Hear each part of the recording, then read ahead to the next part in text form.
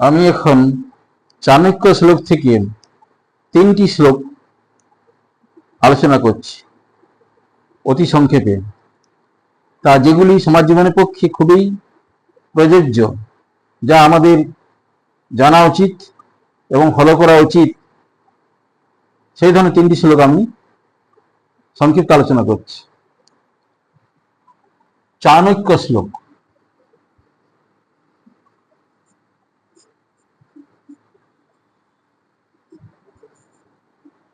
চাণক্য শ্লোক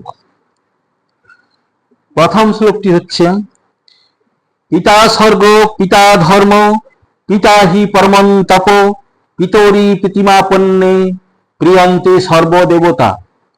অর্থাৎ পিতাই স্বর্গ পিতা ধর্ম পিতাই পরম দেবতা। সেই পিতাকে সন্তুষ্ট করতে পারলে সব দেবতা সন্তুষ্ট হন, এটি তার অর্থ।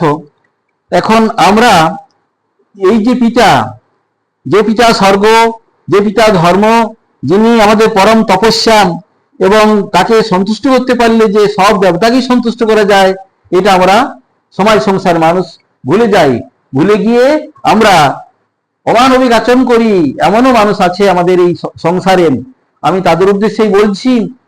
এই যে বাবার যে ভূমিকা, আমরা আজ পৃথিবী দেখলাম কাদের জন্য? বাবার জন্য। সেই বাবাকে এখন বৃদ্ধাশ্রমে যেতে হচ্ছে, সেই বাবার অন্যায় অবিচার করা হয় বাবাকে। হ্যাঁ, আমরা তার গোড়াটা মনে না রেখে আমরা ডোগাটা মনে রাখি। আমরা এই বড় শিক্ষক, আমরা এই বড় সমাজের মানে সঞ্চয়কারী ব্যক্তি, আমরা সেই বাবাকে ভুলে যাই। আমি তাই আমার সমাজের উদ্দেশ্যে বলি, এই বাবাকে আপনারা ভুলবেন না, এই পিতাকে আমরা মাথার উপরে রাখবো, এটা করা উচিত। এই আমার সংক্ষিপ্ত ব্যাখ্যা। 2 নম্বর শ্লোকটি হচ্ছে, জ্ঞাতির্ভি বন্টতে নৈব চোরে নাপি ন নিয়তে দানে ন ক্ষয়ং জাতি বিদ্যা রত্নং মহাধনম। অর্থাৎ বিদ্যা নামক যে রত্ন, সেটি একটি মহাধন। সেই ধনটি এমন একটি ধন যার মূল্য অন্য কিছুর নিরিখে হয় না। সমাজে নানান ধরনের ধন আছে, কারো আছে গাড়ি বাড়ি বিষয় আশয় সম্পত্তি সোনা হীরা জহরত, কিন্তু এইগুলি অনেক হরক্ষত আছে। অর্থাৎ এগুলি নানাভাবে চুরি হতে পারে, আত্মীয়রা নিয়ে নিতেও পারে, অনেক সময় নানাভাবে এদের ক্ষয়ক্ষতি আছেন। কিন্তু এই যে বিদ্যা রূপ রত্ন, এই রত্নের কখনো মার খায় না। এই রত্ন চোরে নিয়ে যেতে পারে না, এই রত্ন দান করলে ক্ষয় পায় না, হ্যাঁ, এবং জ্ঞাতিরাও নিয়ে যেতে পারে না। কাজেই এই ধরনের রত্নই কাম্য। এই ধরনের, তাই আমার উদ্দেশ্য, সমাজে আপনারা এমন ধরনের ছেলে তৈরি করুন যে এই সমস্ত ধন উপেক্ষিত এবং যেটি সর্বোচ্চ স্থান পাবে, অর্থাৎ বিদ্যারত্ন, অর্থাৎ শিক্ষার পর গুরুত্ব দেন ছেলেদের। সেই শিক্ষায় আলোকিত হোক, তারা জীবন গঠন করুক, তারা নেট নানান ধরনের কোর্স কমপ্লিট করে তারা জীবনটা গঠন করুক। তাহলে কি হবে না, তাহলে সেই রত্ন কেউ নিয়ে যেতে পারবে না। আমরা অনেক সময় বলি না যে বিদ্যা রত্নের ভাগ নাই, সবকিছুর ভাগ আছে, বিদ্যার ভাগ নাই, কথাটা সর্বাংশে সত্য। তাই প্রত্যেকের উচিত, প্রত্যেকটি ছেলের মনে রেখে পড়াশোনার সময় বিদ্যা রত্নটি আয়ত্ত করা উচিত। আমি তাই সকলকে বলছি, তোমরা যারা ছেলে আছো, যারা পড়াশোনার ছেলে, তারা একথা অবশ্যই মনে রাখবেন। তোমরা নিজের পড়ায় মন দাও, পাঠে মন দাও, এবং সেই পথে এগিয়ে চলো, যাতে করে বিদ্যা ধনকে তোমরা আয়ত্ত করতে পারো।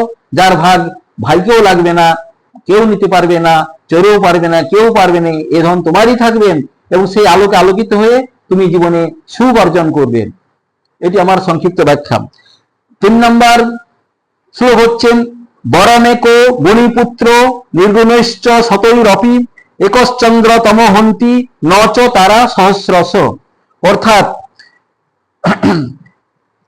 অসংখ্য নির্গুণ পুত্র অপেক্ষা একজন গুণী পুত্র খুবই শ্রেয়।